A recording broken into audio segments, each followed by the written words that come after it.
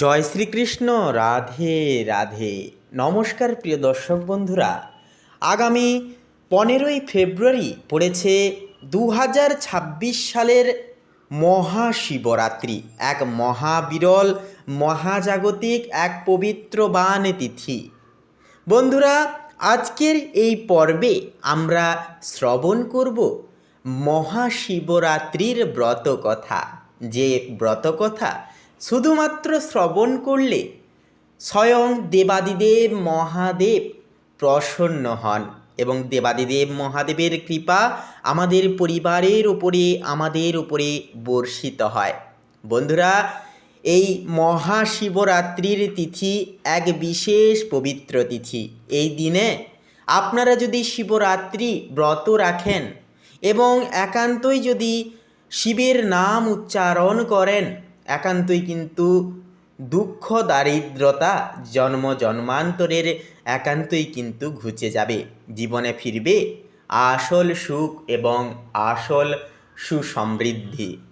তো এবারে বন্ধুরা, আমরা সকলে মিলে ভক্তি ভরে শ্রবণ করব পৌরাণিক কাহিনী তথা মহাশিবরাত্রির পূর্ণ ব্রতকথা, মহাপবিত্র ব্রতকথা। যে ব্রতকথা শ্রবণের মাধ্যমে নানান রকম বাধা বিপত্তি দুশ্চিন্তা জীবন থেকে ঘুচে যায়, সেই ব্রতকথা। বন্ধুরা, পৌরাণিক কাহিনী অনুসারে অনেক কাল আগে এক বনাঞ্চলে জনৈক নিষাদ এক ব্যাত বাস করত। সে ছিল অত্যন্ত দরিদ্র এবং বনের পশু শিকার করে কোনো মতে জীবিকা নির্বাহ করত।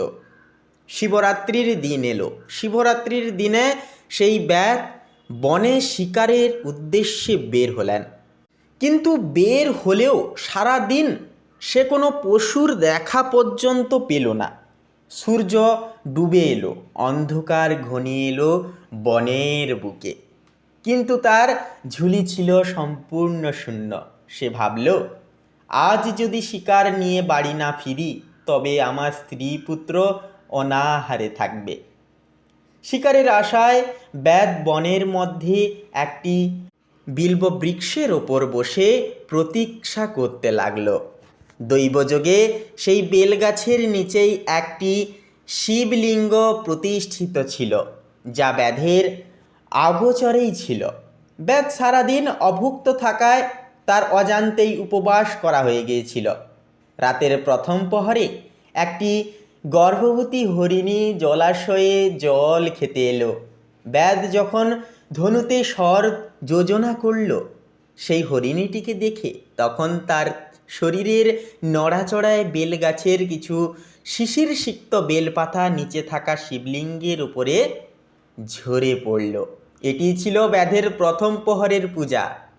হরিণীটি তখন ব্যাধকে দেখে মানুষের ভাষায় প্রাণ ভিক্ষা চাইল এবং বলল, আমি এখন গর্ভবতী, সন্তান প্রসব করে আমি আবার তোমার কাছে ফিরে আসব। ব্যাধ তাকে ছেড়ে দিল তার এই কথা শুনে। রাতের দ্বিতীয় প্রহরে আরেকটি হরিণী সেখানে এলো। ব্যাধ আবারও শিকারের চেষ্টা করায় আবার কিছু বেলপাতা শিবলিঙ্গের উপরে পড়ে গেল। এটি ছিল দ্বিতীয় প্রহরের পবিত্র পূজা।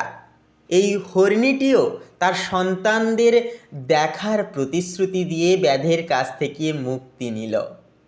তৃতীয় প্রহরে যখন একটি মৃগ অর্থাৎ পুরুষ হরিণ এলো, ব্যাধ আবার ধনুক তুলল। আবারও বেলপাতা শিবলিঙ্গের উপর পড়ল, যা ছিল তৃতীয় প্রহরের পুজো। মৃগটিও তার পরিবারের শেষ বিদায় জানানোর জন্য সময় চাইল এবং ব্যাধ তাকেও ছেড়ে দিল। চতুর্থ প্রহরে এই হরিণ পরিবারটির সত্ত্ব রক্ষা করার জন্য ব্যাধের কাছে স্বেচ্ছায় ধরা দিতে এলো। পশুদের এমন সত্যনিষ্ঠা দেখে ব্যাধের কঠোর হৃদয় গলে গেল। সে ভাবল, এই পশুরা যদি সত্যের জন্য প্রাণ দিতে পারে, তবে আমি মানুষ হয়ে কেন এই পাপ কাজ করছি। সে ব্যাধ তাৎক্ষণিক ধনুক নামিয়ে রাখল তথা নামিয়ে নিল। চতুর্থ প্রহরে যখন সে নিজের মনে অনুশোচনা করছিল তখনও কিছু বেলপাতা অজান্তেই শিবলিঙ্গের ওপরে পড়ে এবং তার চোখের জল দিয়ে শিবলিঙ্গ সিক্ত হয়। এটি ছিল চতুর্থ প্রহরের পূজা। সারা রাত এভাবেই উপবাস থেকে 4 প্রহরে অজান্তেই বেলপাতা দিয়ে শিবের পূজা করায় ভগবান দেবাদিদেব মহাদেব অত্যন্তই সন্তুষ্ট হলেন। তিনি স্বয়ং ব্যাধের সামনে আবির্ভূত হলেন এবং তাকে বর দান করলেন। মহাদেবের কৃপায় ব্যাধের সমস্ত পাপ ধুয়ে গেল এবং মৃত্যুর পর সে শিবলোকে স্থান পেল। তো বন্ধুরা, এই ছিল পবিত্র মহাশিবরাত্রির ব্রত কথা। এ ব্রত কথা যে ভক্ত শ্রবণ করবে একটিবার, সেই ভক্তর সমস্ত মনের ইচ্ছা কামনা বাসনা একান্তই পূর্ত হবে। জন্ম জন্মান্তরের ভয় দুশ্চিন্তা এবং বাধা বিপত্তি থেকে সেই ভক্ত মুক্তি পাবেন।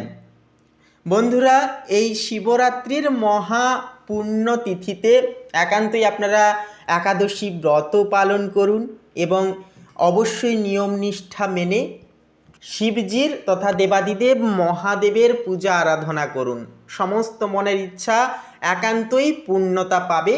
নানান রকম তথা জন্ম জন্মান্তরের দুঃখ কষ্ট একান্তই দূর হয়ে মনের কামনা মনের ইচ্ছা একান্তই পূর্ণতা পাবে। তো বন্ধুরা, আজকের এই পবিত্রময় পর্বটি কেমন লাগলো কমেন্ট করে লিখে জানাতে ভুলবেন না। এছাড়াও বন্ধুরা, নিজেদের শ্রদ্ধা এবং ভক্তি জ্ঞাপন জানিয়ে লিখে যাবেন হর হর মহাদেব, জয় দেবাদিদেব মহাদেবের জয়। আপনাদের সমস্ত ক্ষেত্রে রক্ষা করবেন দেবাদিদেব মহাদেব। নানান রকম বাধা বিপত্তি থেকে বেরিয়ে একান্তই মনস্কামনা মনের বাসনা একান্তই পূর্তি করতে পারবেন। বন্ধুরা, এছাড়াও আমাদের এই আধ্যাত্মিকময় চ্যানেলটিকে সাবস্ক্রাইব করে অল অপশানে সিলেক্ট করে পাশে থাকতে আপনারা ভুলবেন না। আপনারা ভালো থাকুন, সুস্থ থাকুন। দেবাদিদেব মহাদেবের কৃপায় আপনাদের সমস্ত মনের ইচ্ছা কামনা বাসনা পূর্তি হোক, এই কামনা জানাই। নমস্কার।